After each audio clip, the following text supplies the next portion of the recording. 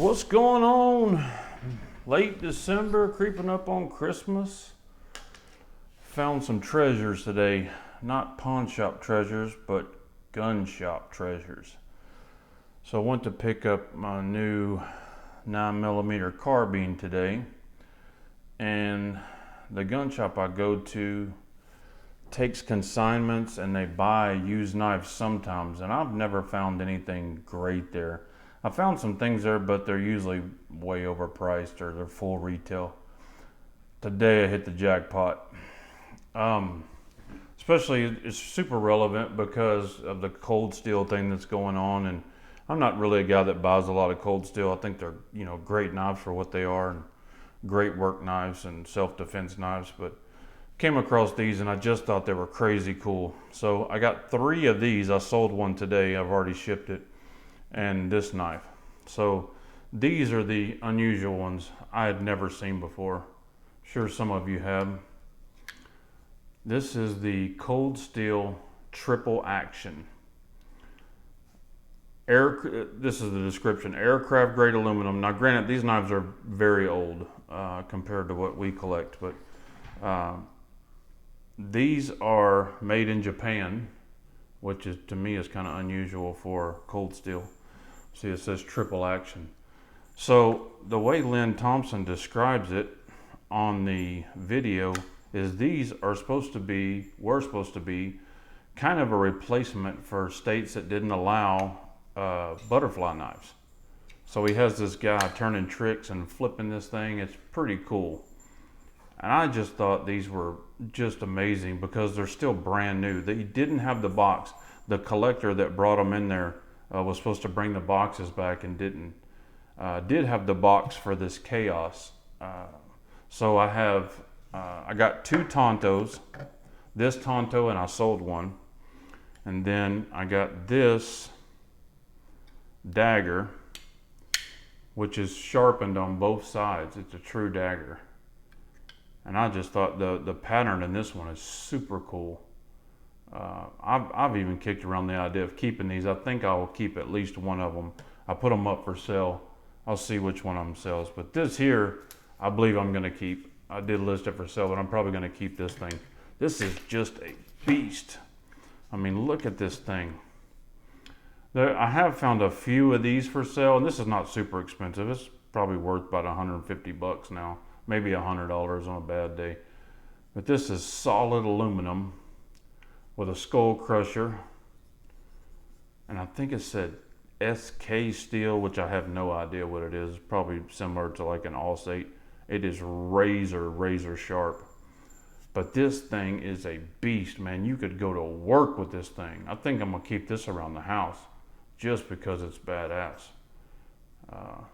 Really wish I could show my new Gat on here, but I think it would probably mess with the channel and I might get booted for that, so better not do that. But anyway, I want to kind of show you how this goes again.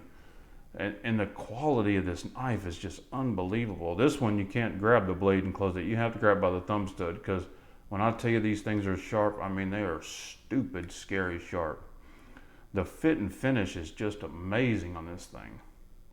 It's just a beautiful knife. I think these are All-State.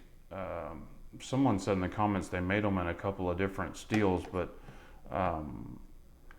the only ones I found were All-State. So this is just a super cool knife. I mean, it kind of goes to show you how innovative Lynn Thompson was.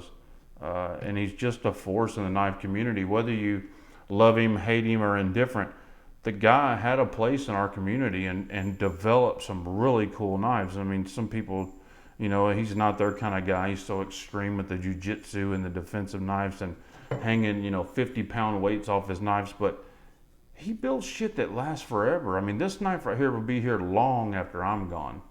I mean, the quality of his stuff was just great. And I just pray that the new company that's taking him over keeps that same atmosphere and keeps him on and lets him be in design and carries on his legacy. I'm not really a guy who's into self-defense, jiu-jitsu. I got a huge gun collection. I don't need any of that stuff, but I respect it. I appreciate it. and I appreciate what he put into his knives. And I think Lynn Thompson, for better or worse, uh, put an impact on our community and did a great job. Check out the detail in this thing. If the lights don't blur it too bad.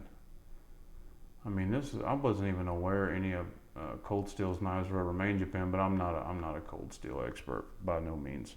Not even a Cold Steel collector. These are two different types of patterns. Just really, really cool. Let me put a couple of knives up against these so you can kind of tell what size they are, because they're good sized knives. Of course, they're Cold Steels. They're not big for Cold Steels. Let's see.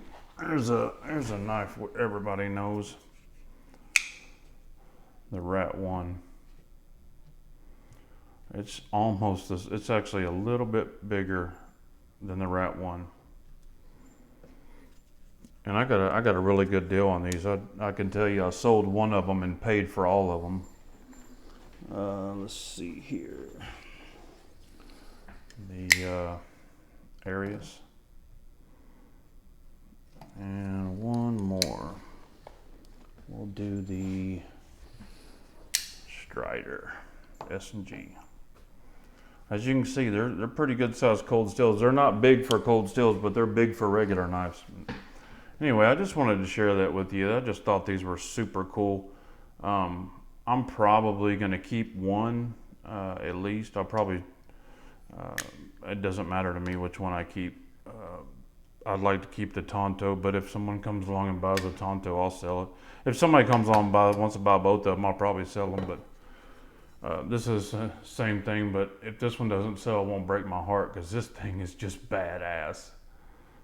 The sheath on this thing is just super high quality. I mean, that's one thing you get with Lynn Thompson. You knew you were going to get quality with what you got. You knew the stuff you were buying was, one, worth the money, and two, it was going to last forever. But anyway, that's my contribution to the whole Cold Steel deal, and just wanted to show some of his cool work. And if you look up on YouTube, I'll try to link it in the description. If you look up on YouTube, he has looks like a 1981 video where he's demonstrating these knives. It's just really cool. It's a vintage thing. Looks like he has on some, vintage 80s shoes. It's really cool. But anyway, guys, always good visiting with you. Y'all enjoy your Christmas if I don't talk to you. God bless you and your families. Bye.